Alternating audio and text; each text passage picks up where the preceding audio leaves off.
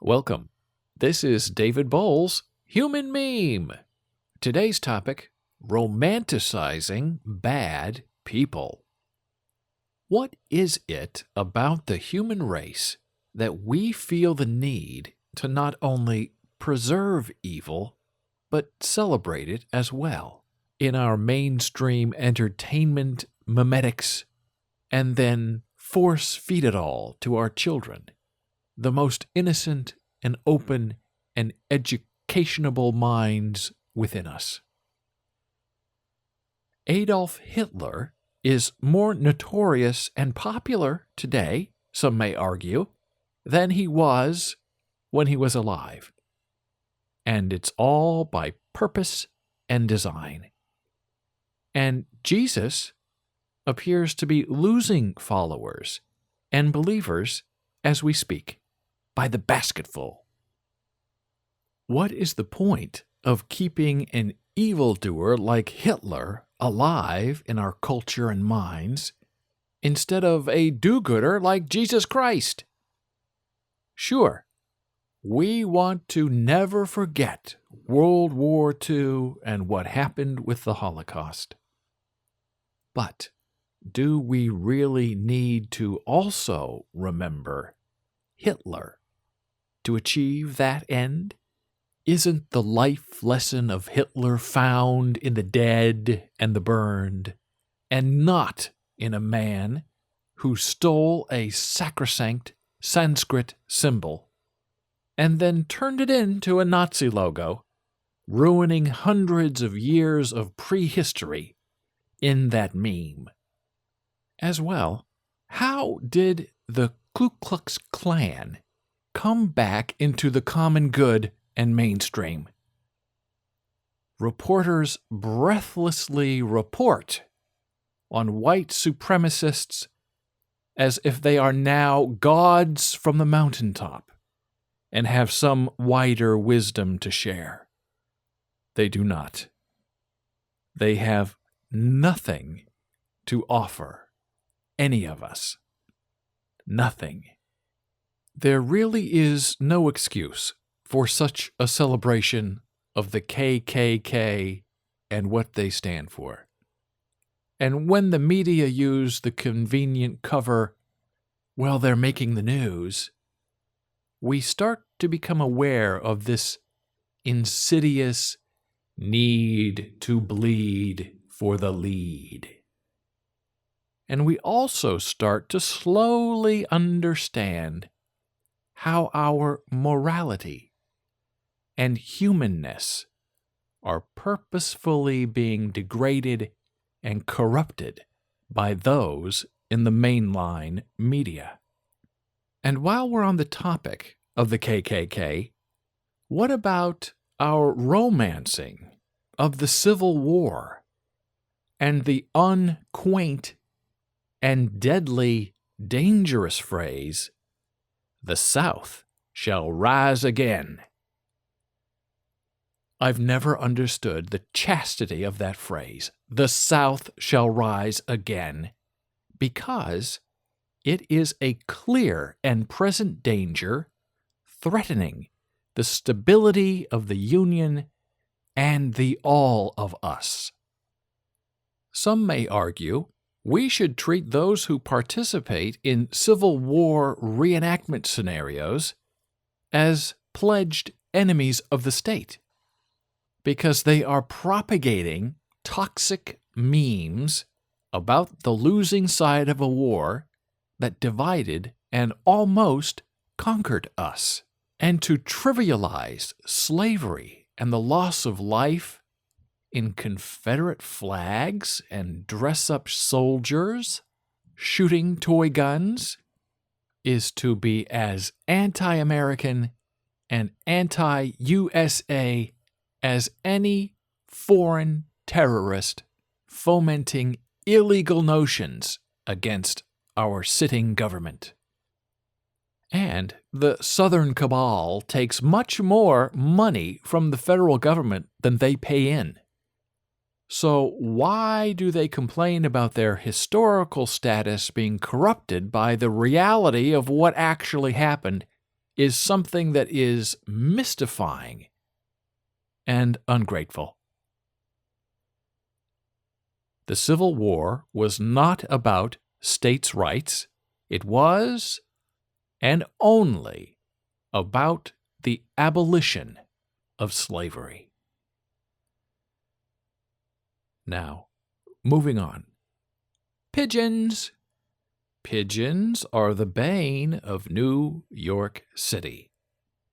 Pigeons are rats with wings, and yet we celebrate those winged evildoers as if they're playful kittens or newborn infants. Pigeons carry deadly diseases. Pigeons demand to be fed so they can calmly carry on with their death warrants against us. Do not feed the pigeons, and do not pretend they are your friends. Pigeons would come after you for a beakful of gravel. Pigeons would run you over for a droplet of rain. Pigeons would cook you for dinner if they knew how to make fire. You know, we also venerate bad things, bad animals, and bad people in the movies by romanticizing their methods and by acutely cleansing their ends and means. Al Capone, Bonnie and Clyde, the Birdman of Alcatraz. I recently sent out a tweet about the Birdman of Alcatraz and how he was celebrated as a prisoner for being some kind soul. And someone, via Facebook, told me this about that. Some weeks ago, I read something about this man because he raised canaries in prison, but I did not know how he is like. Ugly and horrible. Yes, ugly and horrible. And there are books written about the Birdman of Alcatraz, and Burt Lancaster played him in the movies to make him human and likable? For what purpose? To sell tickets. The real Birdman was a pimp who got caught for murder. As a prisoner, he murdered a prison guard. And yet, we celebrate this man's life on the big screen? Do we celebrate what we fear we will become as some sort of arm's-length bargain with the devil? Yes, I will celebrate your minions of the dead, just as long as you don't touch me and leave my soul alone. Speaking of the soulless, reality television stars are made to romance their bad behavior. The shows are built on phony drama and conflict and contrived violence, and our children watch those horrible people act out false lives on television. And in the end, they expect us to applaud and purchase the sins they are peddling. In sports, the television camera follows the look at me player, and the fouls and the penalties are replayed ad nauseum in slow motion, all while the good and right players suffer in the silence of not being given airtime.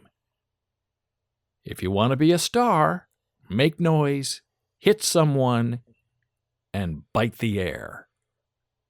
There's an old saying in the USA that any publicity is good publicity, that a fart will make the news, while a belch won't, because the fart smells worse. We live for drama and conflict. That tension is of our bones and built into the core of our blood. But that doesn't mean we have to be that way. that we have to succumb to the worst of us in instinct and demonization just to get attention. We can be dramatic and tense and conflicted in the good things, in one rightness against another goodness, in two choices of beauty instead of one. There is a more treacherous veneration going on among us, and that is the criminal element. Guns and drugs and dope and booze and women and dancing, and they're all in the celebration together. There's a whole culture cudgel created to go against the safety center of the middling of us, to show us the other side of life, the darker side, the illegal side, the side of life that propagates no good into the world and only celebrates murder and mayhem and infidelity.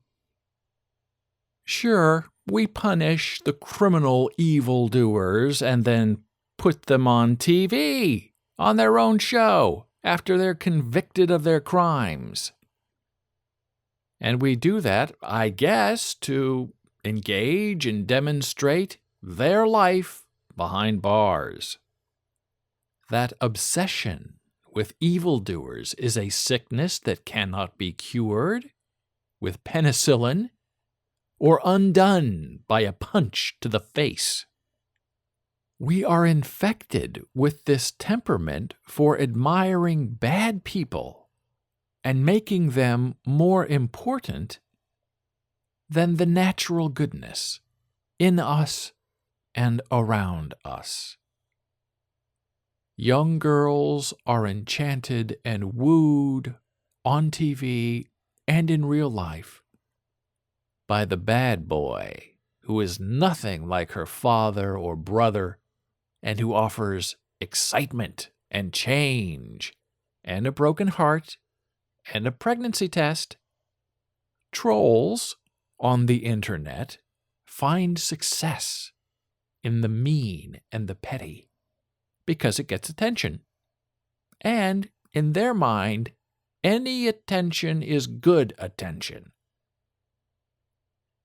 And those trolls have learned from the best manipulators, Hitler and Charles Manson, and all the other mass murderers we now romance from the safety of our arms, in our books, and along the meddling eyes of our beguiled minds.